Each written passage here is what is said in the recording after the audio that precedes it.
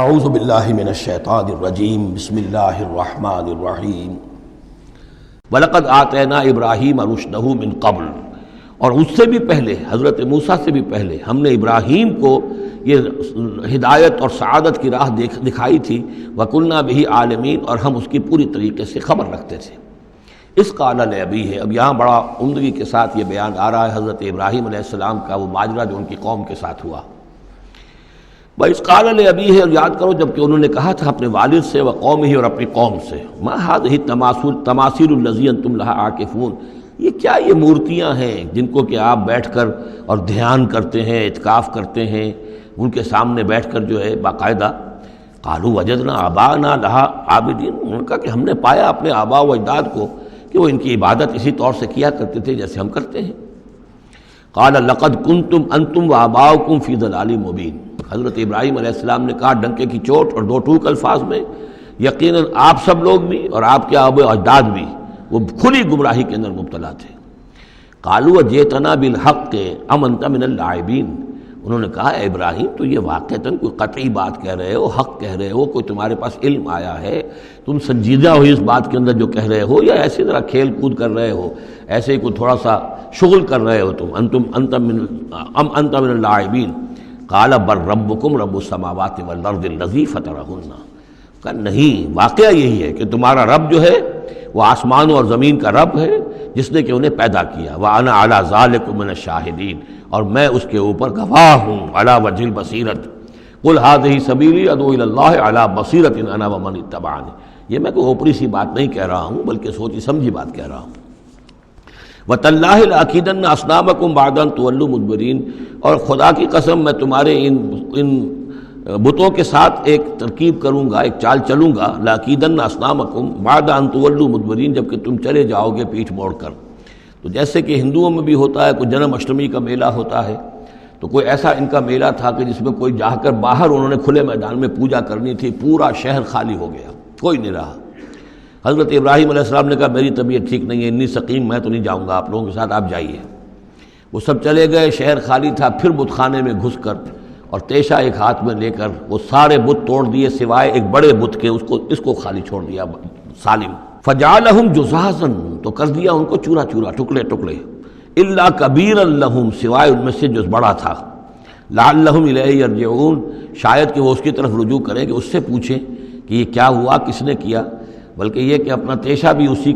اسی کے کندھے کے اوپر رکھ دیا تھا کہ جو آلہ واردات ہے وہ بھی اس کے پاس سے برآمد ہو رہی ہے، اور سرکمسٹانشل ایویڈنس بھی یہ ہے کہ باقی سب ٹوٹ گئے، یہ سالم کھڑا ہے تو اسی نے یہ حرکت کی ہے۔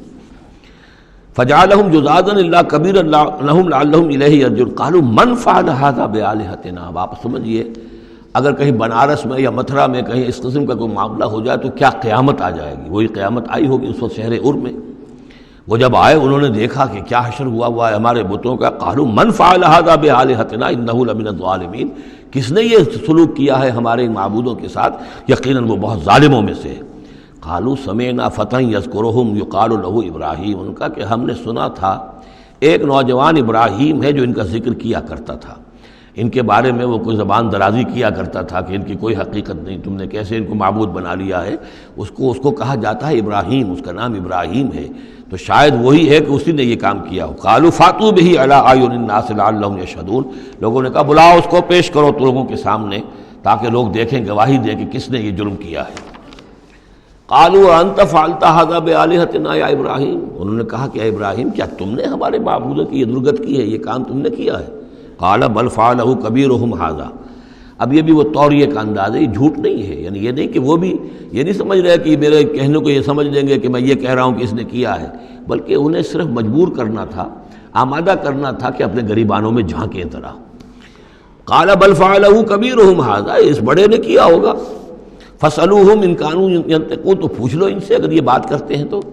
فرجعوا الی انفسہم فقالوا انکم انتم ظالمون، تو پھر وہ سرنگوں ہو گئے، انہوں نے اپنی طرف اپنے اندر ہی اندر سوچا، اور سوچا واقعی بات تو ابراہیم کی ٹھیک ہے، تم ظالم ہو، تم غلط کر رہے ہو، تم نے انہیں معبود سمجھا ہوا تھا۔ ان کا حال یہ اپنی حفاظت نہیں کر سکے، یہ بول نہیں سکتے، یا بتا نہیں سکتے کس نے ان کے ساتھ یہ حشر کیا ہے۔ ثم نکسوا علی رؤوسہم،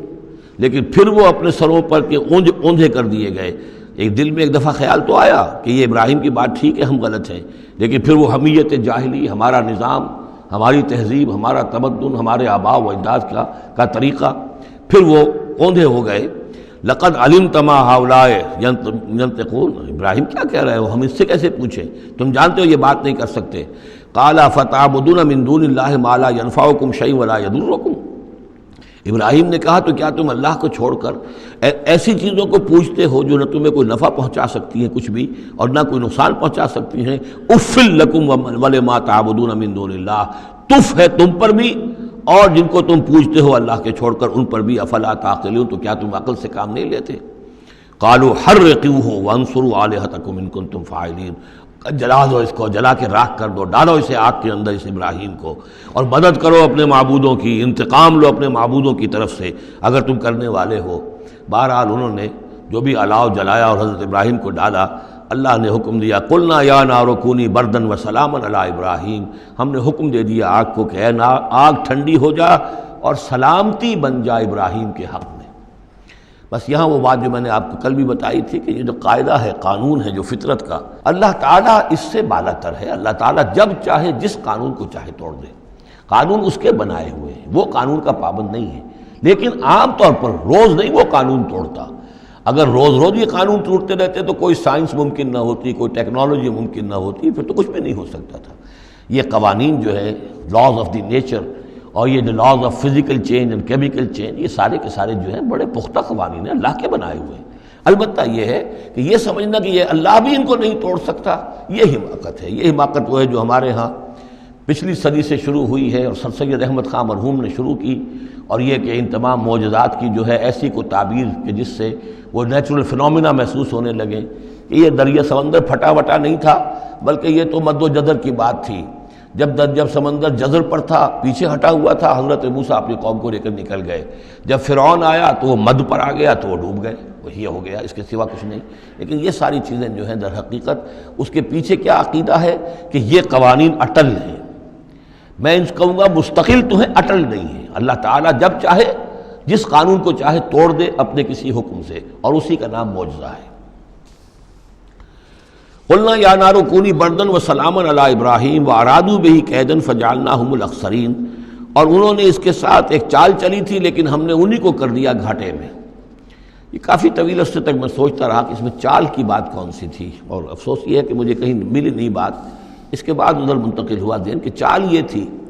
ان کا یہ خیال تھا کہ حضرت ابراہیم ابھی تو ٹھیک ہے یہ کھڑے ہوئے ہیں، بڑے ڈٹ کر باتیں کر رہے ہیں، جب آگ کے الاؤ کے کنارے لے جا کے کھڑے کریں گے تو سب ان کے ہوش ٹھکانے آ جائیں گے، پھر یہ توبہ کر لیں گے۔ وہ یہ سمجھتے تھے کہ یہ سارا جو ہے ہم کر رہے ہیں اس کے ساتھ، لیکن یہ کہ یہ بالآخر توبہ کر لے گا جان بچانے کے لیے۔ لیکن یہ کہ اللہ تعالیٰ نے اس کے برعکس کیا، وَأَرَادُوا بِهِ كَيْدًا، انہوں نے چاہا اس کے ساتھ ایک چال، فَجَعَلْنَاهُمُ الْأَخْسَرِينَ، لیکن وہی جو ہے خسارے میں رہے اور ناکام ہو گئے۔ بے خطر کود پڑا آتش نمرود میں عشق، عقل ہے محو تماشائے لب بام ابھی۔ وَنَجَّيْنَاهُ وَلُوطًا إِلَى الْأَرْضِ الَّتِي بَارَكْنَا فِيهَا لِلْعَالَمِينَ، اور ہم نے پھر نجات دے دی ان کو بھی اور لوط کو بھی۔ لوط ان کے بھتیجے ہیں، حضرت لوط علیہ السلام حضرت ابراہیم پر یہ ایمان لے آئے تھے، اور حضرت ابراہیم کے ساتھ ہی پھر انہوں نے ہجرت کی ہے، اور یہ یہاں سے عراق سے چل کر پہلے شام گئے ہیں، اور شام کے شمالی علاقے میں جانے کے بعد پھر نیچے اترے ہیں، اس لیے کہ درمیان میں بڑا زبردست صحرا ہے۔ وہ صحرا تقریباً ناقابل عبور تھا، یہ شرق اردن وغیرہ کا علاقہ جو ہے، تو وہ تو یہ سمجھیے کہ بڑے مشرقی کنارے عراق کے مشرقی علاقے کی طرف سے ہوتے ہوئے سیدھے اوپر جا کے شام پہنچ گئے، اور پھر ذرا نیچے اتر کر فلسطین کے علاقے میں آباد ہوئے۔ وَنَجَّيْنَاهُ وَلُوطًا إِلَى الْأَرْضِ الَّتِي بَارَكْنَا فِيهَا لِلْعَالَمِينَ، اور ہم نے ان کو نجات دے کر اس کو بھی اور لوط کو بھی اس سرزمین میں پہنچا دیا جس میں ہم نے برکتیں رکھی ہوئی ہیں تمام جہان والوں کے لیے۔ وَوَهَبْنَا لَهُ إِسْحَاقَ وَيَعْقُوبَ نَافِلَةً، ہم نے اسے اسحاق عطا فرمایا اور یعقوب اضافی طور پر مزید انعام، یعنی اسحاق جیسا بیٹا، یعقوب جیسا پوتا۔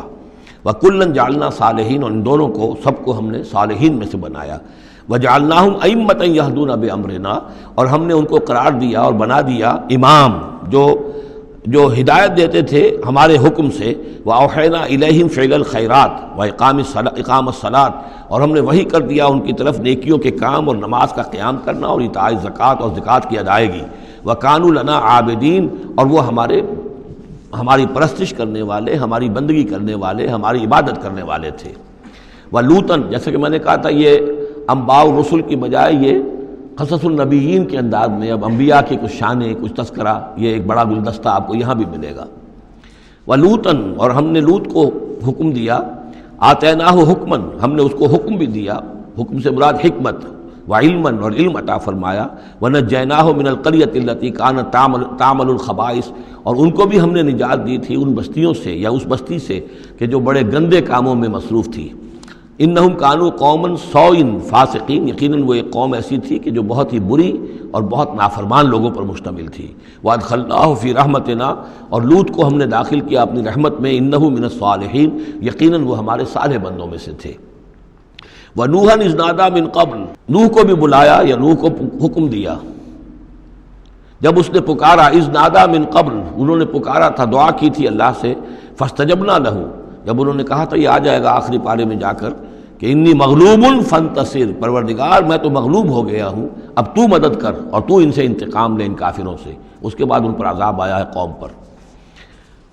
وَنُوحًا اذ نادى من قبل فاستجبنا له، تو ہم نے اس کی دعا کو قبول فرمایا، فنجیناہ واہلہ من الکرب العظیم، تو ہم نے نجات دی اس کو اور اس کے گھر والوں کو بہت بڑے کرب اور بہت بڑے دکھ سے کہ جس میں وہ مبتلا تھے۔ وَنَصَرْنَاهُ مِنَ الْقَوْمِ الَّذِينَ كَذَّبُوا بِآيَاتِنَا، اور ہم نے مدد کی اس قوم کے مقابلے میں کہ جنہوں نے جھٹلایا تھا ہماری آیات کو، إِنَّهُمْ كَانُوا قَوْمَ سَوْءٍ، وہ بھی بہت ہی برے لوگ تھے، فَأَغْرَقْنَاهُمْ أَجْمَعِينَ، تو ہم نے ان سب کو غرق کر دیا۔ صدق اللہ العظیم۔